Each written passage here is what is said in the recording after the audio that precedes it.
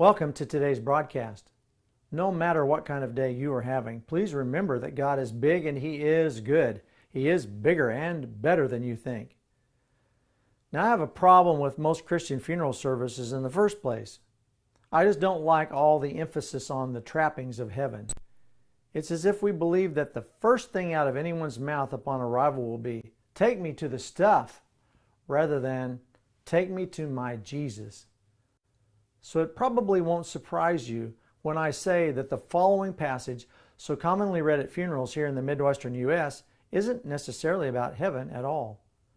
We read in John 14, verses 1 through 4. "Let not your heart be troubled. You believe in God, believe also in me. In my Father's house are many mansions. If it were not so, I would have told you. I go to prepare a place for you. And if I go and prepare a place for you, I will come again and receive you to myself, that where I am, there you may be also. And where I go, you know, and the way you know." Earlier, Jesus told the disciples that He was leaving, and where He was going, they could not go.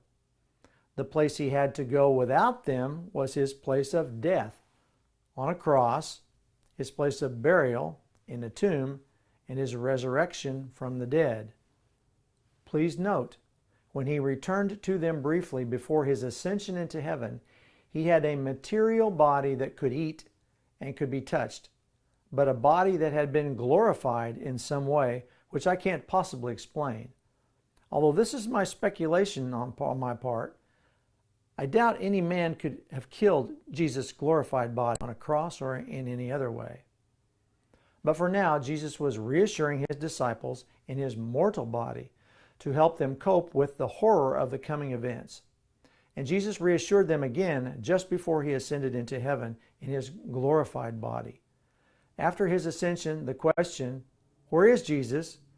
could no longer be answered with their eyes, but had to be answered with their faith. When Jesus said, "I go to prepare a place for you," where did He go? Did He go to the Father's house, meaning heaven, and put down a deposit on a mansion for each of us? I don't think that's where He went at all. I'm convinced He's describing His proximity to us now, not in eternity. It's just too convenient for us to put together a doctrine of God's location that suits our own interests. As long as the Father and Jesus are in heaven only, then we do not have to contend with God in this life except for the Holy Spirit.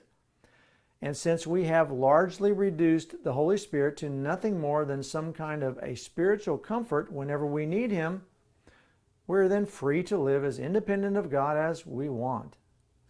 Please note, we can and we do stifle and suppress the ministry of the Holy Spirit within us.